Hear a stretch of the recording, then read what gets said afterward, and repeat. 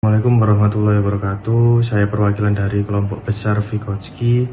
Mohon izin untuk memperkenalkan nama anggota kami, yaitu yang pertama Mas Atorik Darmawan dengan NIM 5, Della Rehana dengan NIM 42, Florentina Fidela Anabel dengan NIM 27, Dinda Cindy Putri Darmawan dengan NIM 06, Faisal Randy Dewanto dengan NIM 74, Intan Ayu Cahyaning Rartri dengan NIM 39, Sasa Marsanda dengan NIM 17, Anggraini Febriana dengan NIM 2020 081005. Lalu ada RR Aprilia dengan NIM 20, Diva Mardika dengan NIM 25, lalu Melani Putri Jasmine dengan NIM 18, kemudian saya sendiri Alvin Bima Bakti Wicaksono dengan NIM 31, kemudian Eni Cynthia dengan NIM 11. Terima kasih.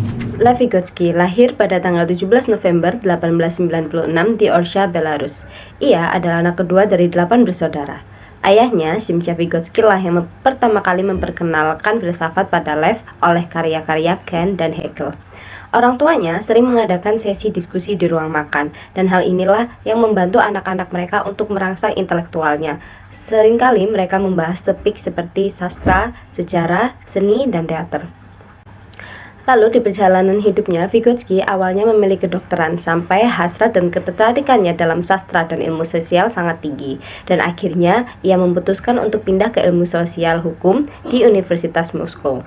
Di sana ia belajar mengenai linguistik, yaitu budaya Yahudi, filsafat, psikologi, dan sastra. Lantas setelah itu Vygotsky menjadi guru sekolah di Gomel, kota Gomel selama 7 tahun. Lalu ia bekerja sebagai kepala laboratorium psikologi di Institut Pelatihan Guru sambil menyelesaikan pendidikan doktoralnya. Pada tahun 1924, Vygotsky berpartisipasi dalam Kongres Psikoneurologis Rusia. Di sana, ia mempresentasikan karyanya yang berjudul Metodologi Penelitian Refleksi dan Psikologis, yang dimana hal ini berhasil mengesankan orang-orang penting yang hadir dalam kongres tersebut dan yang akhirnya membuatnya menjadi peneliti di Institute of Experiment. Vygotsky dikenal dengan teori perkembangan psikologis pada anak-anak. Teori paling terkenal Vygotsky yaitu teori budaya, sejarah, atau juga dikenal sebagai teori sosiokultural atau pembangunan sosial. Ia percaya bahwa lingkungan, pertemanan, budaya, dan interaksi sosial punya peran utama dan sangat penting dalam bagaimana anak berpikir dan belajar. Vygotsky juga berpandangan bahwa cara pembelajaran mungkin berbeda dari satu budaya ke budaya lainnya. Pada tahun 1925, Vygotsky memperoleh gelar doktor dengan tesis berjudul The Psychology of Art. Lalu menghabiskan kurang lebih 10 tahun melakukan penelitian di institut tersebut, sebelum akhirnya Vygotsky meninggal karena tuberkulosisnya pada 11 Juni 1934.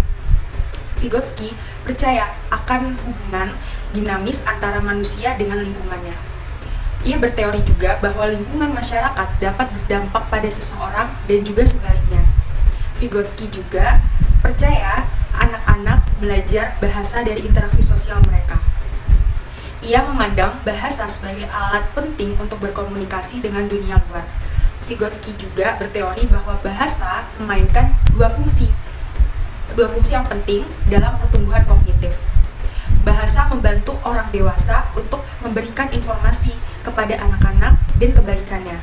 Bahasa membantu anak-anak untuk berkembang secara intelektual. Teori perkembangan kognitif Vygotsky, bahasa dan pemikiran. Menurut Vygotsky, bahasa berkembang dari interaksi sosial dengan orang lain.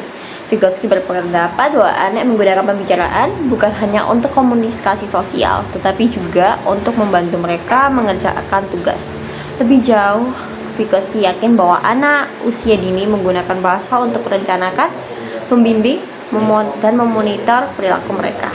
Di sini, Vygotsky juga mengatakan bahwa bahasa dan pikiran pada awalnya berkembang terpisah dan kemudian akhirnya menyatu. Vygotsky juga menekankan bahwa semua fungsi mental memiliki sumber eksternal atau sosial. Anak harus menggunakan bahasa untuk berkomunikasi dengan orang lain sebelum mereka dapat memfokuskan ke dalam pikiran-pikiran mereka sendiri. Selanjutnya kita masuk ke tahap perkembangan kognitif Vygotsky. Yang pertama ada Zone of Proximal Development atau ZPD. Zone of proximal development adalah wilayah perpindahan keterampilan dari lingkungan ke dalam diri seseorang. Secara pribadi, Vygotsky mendefinisikan hal ini sebagai jarak antara tugas yang paling sulit yang seorang anak dapat lakukan sendiri dan tugas yang paling sulit yang seorang anak dapat lakukan dengan bantuan orang lain. Dalam teori ini terdapat dua level untuk ukuran kemampuan dan potensi seseorang, yaitu tingkat perkembangan aktual dan tingkat perkembangan potensial. Suatu level dapat dikatakan sebagai tingkat aktual apabila seorang anak dapat bekerja untuk menyelesaikan tugas atau soal tanpa bantuan orang lain. Sedangkan dikatakan potensial apabila seorang anak mengerjakan suatu kompetensi yang dia punya dengan bantuan orang lain.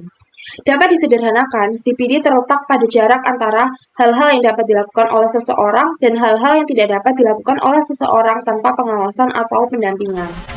Kalian masih ingat penjelasan tentang CPD kan?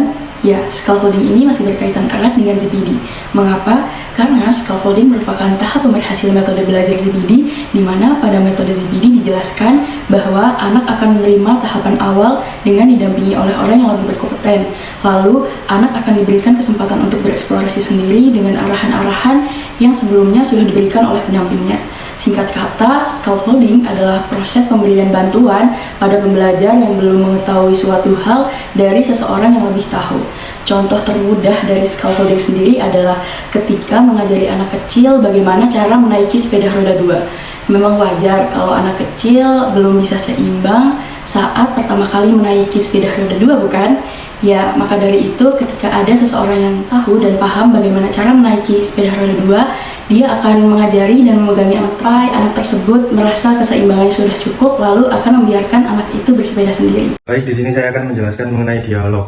Dialog penjelasan adalah sebuah alat scaffolding yang penting dalam zona perkembangan proksimal dalam pandangan Vygotsky.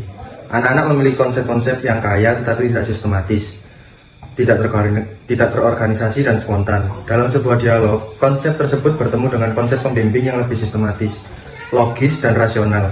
Hasilnya, konsep anak menjadi lebih sistematis dan rasional. Sebagai contoh, sebuah dialog mungkin berlangsung antara guru dan anak ketika guru menggunakan scaffolding untuk membantu anak memahami sebuah konsep seperti transportasi. Mengajukan pertanyaan-pertanyaan yang mendalam adalah sebuah cara yang sangat baik untuk menunjang pembelajaran siswa dan membantu mereka mengembangkan keterampilan berpikir yang lebih rumit. Seorang guru dapat mengajukan pertanyaan kepada siswa seperti apakah contoh hal tersebut, mengapa kamu berpikir demikian, lalu bagaimana kamu menghubungkan hal-hal itu. Seiring waktu, siswa harus mulai menginterelasi penyelidikan semacam ini dan lebih membantu kerja mereka sendiri. Jadi ketika mereka mengerjakan sebuah puzzle, seorang anak mungkin berkata potongan ini tidak cocok, mungkin aku akan mencoba yang itu. Beberapa menit kemudian ia mengatakan ini sulit. Ketika anak-anak berbicara kepada diri sendiri, mereka menggunakan bahasa untuk mengatur perilaku mereka dan membimbing diri sendiri. Vygotsky mengatakan bahwa bahasa dan pemikiran pada awalnya berkembang secara independen, satu sama lain dan kemudian bergabung. Anak-anak harus menggunakan bahasa untuk berkomunikasi dengan orang lain sebelum mereka dapat berfokus pada pemikiran-pemikiran mereka sendiri. Ada 4 komponen penting menurut Vygotsky atau yang biasa disebut sebagai key concept. Yang pertama ada self-regulation, yaitu mengambil bentuk kontrol yang disengaja atas perhatian, pikiran, dan tindakannya sendiri. Itu adalah karakteristik penting dari perilaku manusia yang dicapai melalui kekuatan sosial dari sistem rangsangan. Hai, di sini saya akan menjelaskan tentang apakah private space itu menurut dari Vygotsky adalah merupakan suatu paparan teori perkembangan kognitif. Private space adalah suatu hal yang alami dan penting bagi anak kita. Itu memberikan peran positif bagi anak. Hal ini awal mulanya terjadi pada anak usia 2 hingga 7 tahun, yang berarti meliputi berbicara dengan diri sendiri. Akan setelah beberapa waktu, hal ini menjadi alami bagi anak dan mampu melakukannya tanpa kegiatan aktivitas verbal. Menurut Vygotsky, anak yang melakukan private space akan lebih kompeten secara sosial dibandingkan mereka yang tidak. Ia juga berpendapat bahwa private space adalah sebuah transisi menuju awal yang untuk menjadi komunikatif, baik berbicara sendiri maupun segan dengan pembimbingnya. Konsep mediasi berasal dari teori belajar Vygotsky. Menurut teori ini, perkembangan kognitif selalu datang dari dunia luar, yaitu sosial, dan menuju dunia internal yaitu mental. Seseorang bisa berkembang melalui mediasi oleh orang yang lebih kompeten, yaitu orang dewasa ataupun teman sebayanya.